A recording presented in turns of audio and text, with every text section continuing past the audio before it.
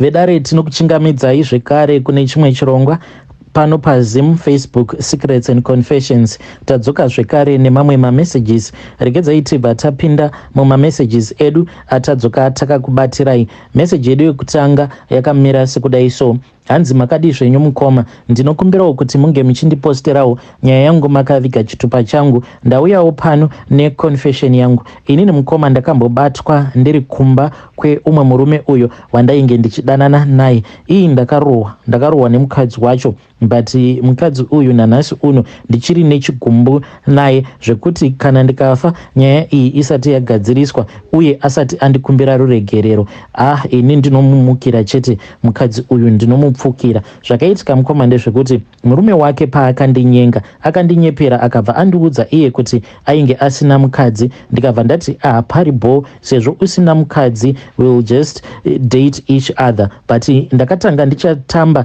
ndakachenjera, but munongozivawo rudo kuti rudo runozosvikawo pakukupinda mumwoyo. Ndakabva ndazopindwa nerudo mumwoyo zvekuti murume uyu ndainge ndava kutomuda zvekudaro. Ndikabva ndamumanikidza ndichiti ndainge ndichida kuti ange achindiratidza kumba kwake, because pose apa taingova vanhu vaikuti taingosangana kumba kwangu, aingouya kumba kwangu chete kana kuenda kumaguest house, iye achingonditi sezvo ndichingogara ndiri paroad, so there is no need yekuti ndinge ndichitsvaka room yekugara. Izvo munhu ainge achitondinyepera because ainge atori neroom yake. So one day akabva azonditi baby, I have been keeping you as a secret for a very long time, handichadi kuti ndirambe ndichingokudyira musaga, ndikuda kuti ndimboenda kunokurakidza hama dzangu. Ndokubva ndazoenda paya ndikatonointroduciwa kunana tete zvekare nevamwe vana bamukuru. So at that time mudzimai wacho ainge akaenda kuZim, saka iye amene kuti akazotipirwa nani kuti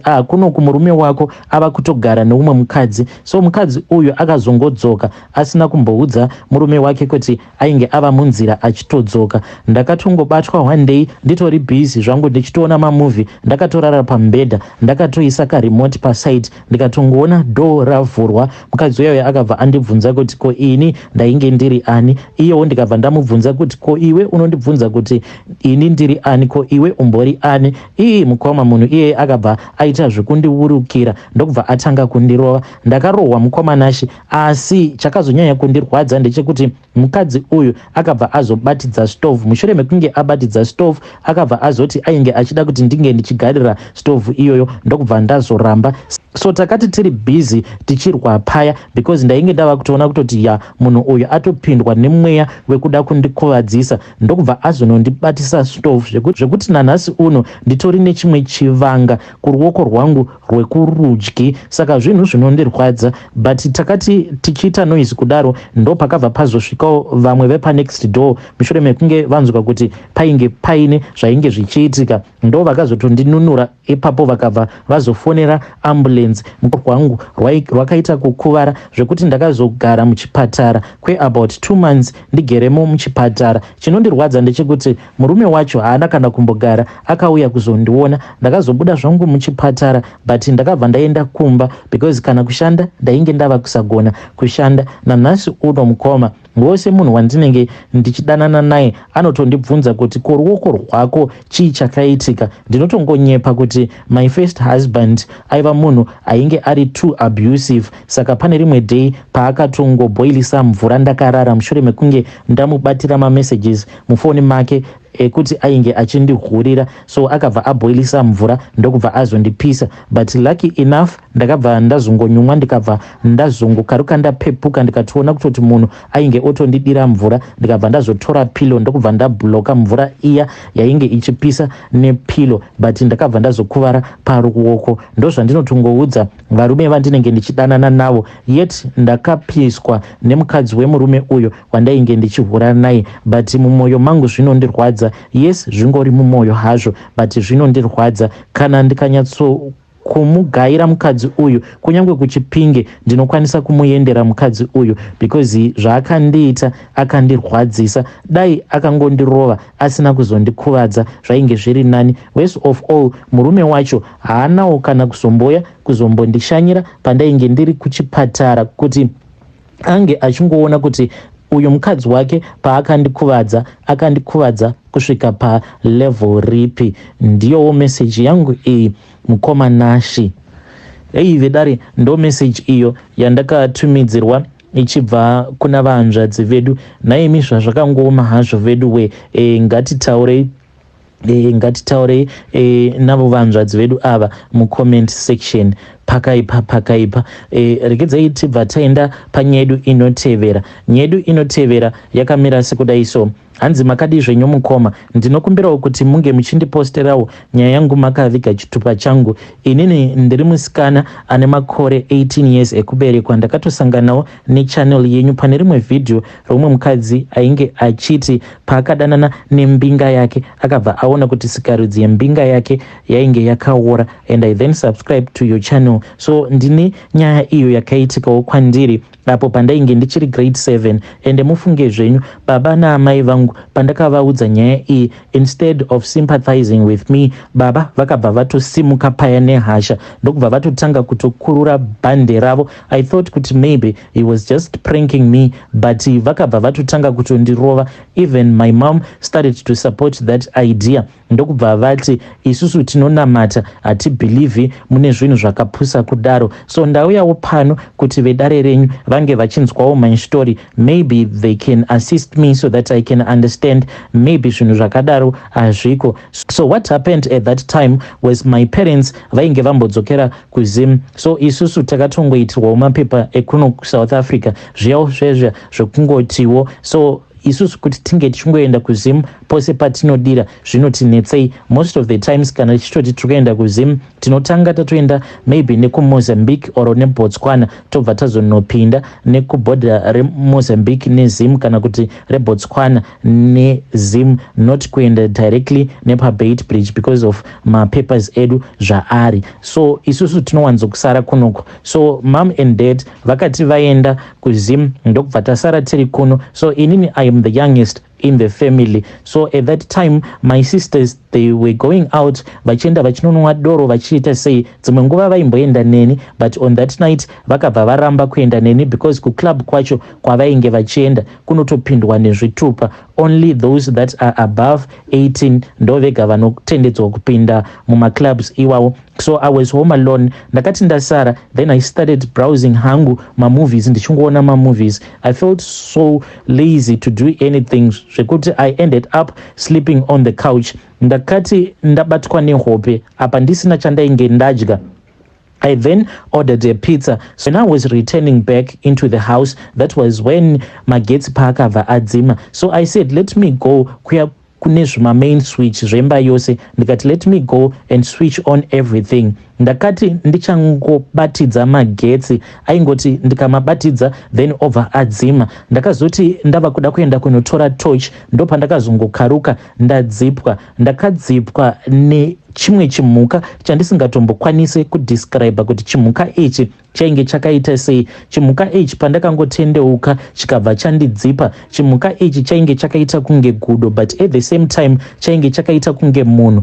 Even though it was really dark, but I saw kuti zimuka iri rainge rine mazimvere. Zimuka iroro rakangondidzipa only once. I then collapsed. Throughout the night the front door was opened up. Even my sisters, when they came back, ndo vakazotondimutsa. And they came back, mind you, mukoma Nashi, the next morning. It was somewhere kuma 11 a.m. Meaning kuti from the previous night kubva apo pandaka collecta pizza iya ndichizonodzipwa nechipoko kana kuti whatever that thing that grabbed me, ndainge ndakangorara on the kitchen floor, not being able to move, and I do not even remember what happened throughout the night. When my sisters came, ndo vakabva vazondimutsa, vainge votoseka because they thought kuti maybe I had gotten drunk or something, but I told them kuti ndainge ndisina kana doro randainge ndambonwa, and I didn't even understand what exactly had happened. Takabva tazomirira vabereki vedu vachizodzoka. So when my mom and dad came back, tainge takatogara mushure mekunge tabva kunovatora kuairport. So I think kuti maybe they were just too tired, because takangoti tichingonogara pasi ndokubva ndatoti mama, daddy, pane zvinhu zvandiri kuda kukuudzai. Mumba munomu mune chipoko, munomu mumba munenge makafira munhu, munenge makaurayirwa munhu. So my dad asked me kuti chii chandakaona, and I told my dad everything that I saw. Saka I am surprised kuti why is it my dad ended up beating me up. Ndakarohwa nebhande, and vakanditi he did not want to hear that story ever again. So nyaya iyi ndakangokura ndakaichengeta. Even right now I am scared to even ask my mom why did she allow my dad to hit me so hard. Nekuda kwekuti ndainge ndangovaudza kuti apo pavakaenda kuZim ndakabva ndazosara ndichiona chipoko mumba, chipoko chainge chakaita kunge gudo. Hey vedare, ndo message iyo yandakatumidzirwa ichibva kune mwanasikana uyo. Hey, zvakangooma hazvo vedwe. Hanzi vabereki vangu pavakaenda kuZim, since isusu tisingakwanisi kuenda directly kuZim nekuda kwemapepa edu, saka ndakabva ndasara nemasisters angu, but masisters angu ivo vanoita zvekuenda kumaclub, saka vakabva vazongondisiya ndiri ndoga, ndokubva ndazodzipwa nechimwe chainge chakaita kunge zigudo. Hey, zvakangooma hazvo veduwe. Ko ivo baba, why is it vakazobhura mwana? Sure, zvinoroverwa mwana here izvozvo zvekuti mwana akati ndaona chipoko, kazimba muno makaurayirwa munhu, baba naamai motobatsirana kurova mwana. Hey, zvakangooma hazvo veduwe. Ngatitaurei naye mwanasikana uyu mucomment section. Regedzai tibva taenda panyaya yedu inotevera. Nyaya yedu inotevera yakamira sekudai so. Hanzi makadi zvenyu mukoma, ndinokumbirawo kuti munge muchindiposterawo nyaya yangu makaviga chitupa changu. Ininiwo ndiri mudzimai ane makore 30 years ekuberekwa. Iyi mukoma, nezuro ndakaseka zvangu because ndakati ndichienda kubasa, saka ndakazodarika nepamwe pamba painge pakapakwa imwe Cressida. Iyi mukoma, kunyangwe humandara hwangu ndakabviswa humandara hwangu muCressida. So a very long time ago, pandainge ndichiri kumaform 2, ndakabva ndazotanga kudanana nevamwe baba ava vainge vaine Cressida yavo. So baba ava ndakatongovadira motikari yavo iyoyo, and I laughed a lot, ndichitanga kufunga kuti saka ndakatozvidestroyera future yangu nekuda kweCressida. So kune vanasikana ava vari kunakirwa nemasugar daddy avo vari kudrivewo maGD6, so sekungosakarawo kwangoitawo maCressida zvekuti ava out of fashion. Motikari idzodzo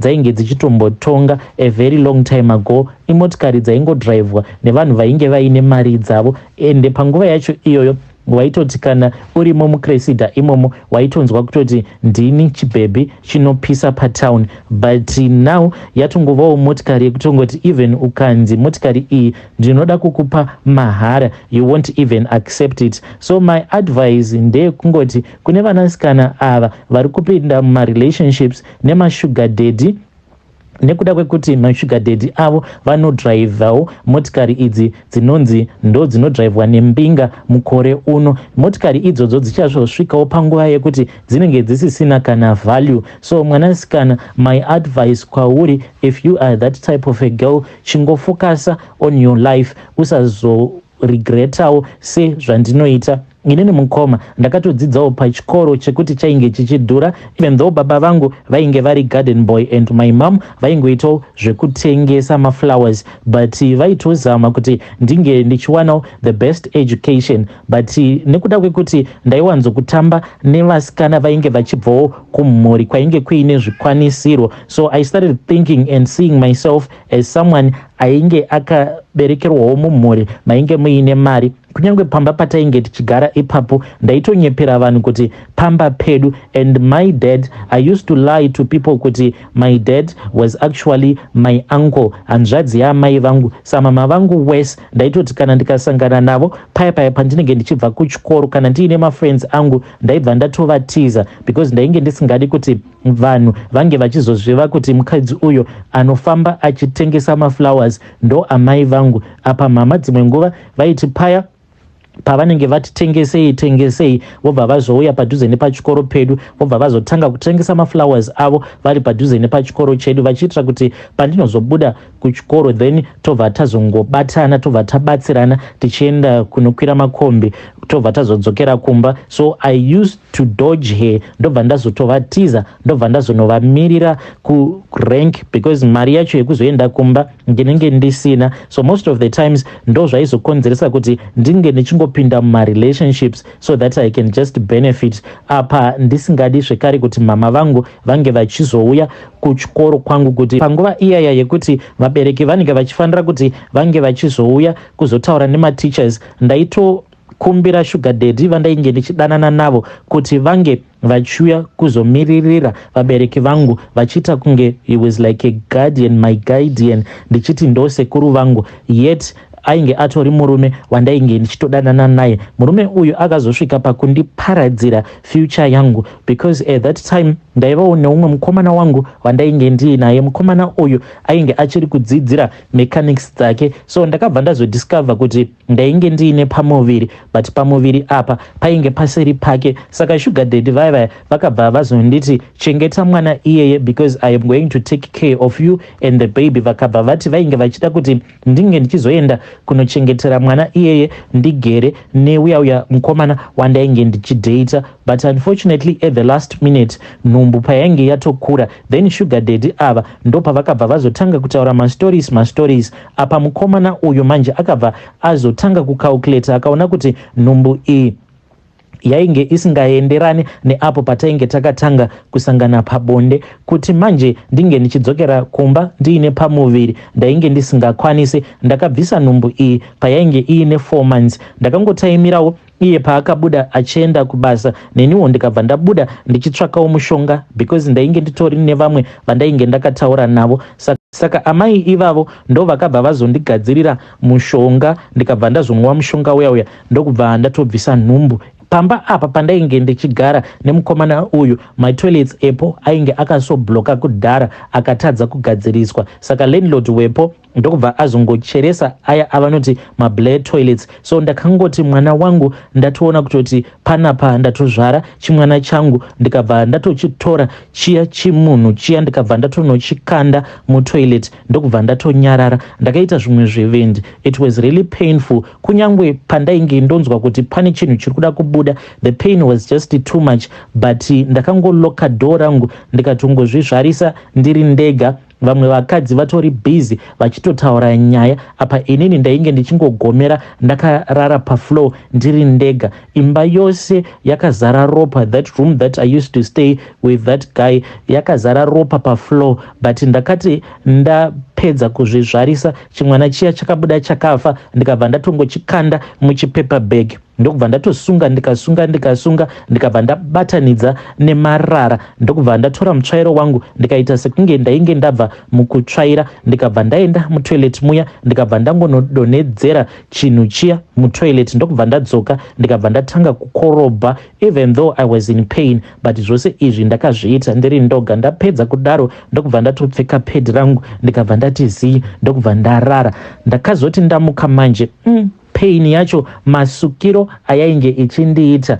Kana wabva mukuita miscarriage, nyangwe munhu haatombozvioni kuti munhu uyu abva mukuita miscarriage, dumbu rangu rainge richitongori bho, but mangwana acho makuseni iyowo murume achibuda neniwo ndainge ndichitobudawo, ndakangorongedza kabhegi kangu ndokubva ndatobuda. Ndo pandakabva ndazoenda ndikabva ndazotanga kunogara nasekuru kumusha, ndikabva kuHarare ndikatanga kugara kumusha. That is how I destroyed my own life. From there on ndakazongotangawo kungofamba ndichingoita zvimabasa, ndichingotiwo pano ndagara, pano ndaroorwa, pano ndabva, until ndichizouya kuno kuSouth Africa. Kunyangwe zvandauya kubva zvandakauyawo kuno kuSouth Africa, but still ingori kiya. Kana ndikatarisa varume vacho vandinenge ndichidanana navo, kunyatsokuona kuti hapana kana kwatinenge tichimboenda zvachose. This is my own story mukoma.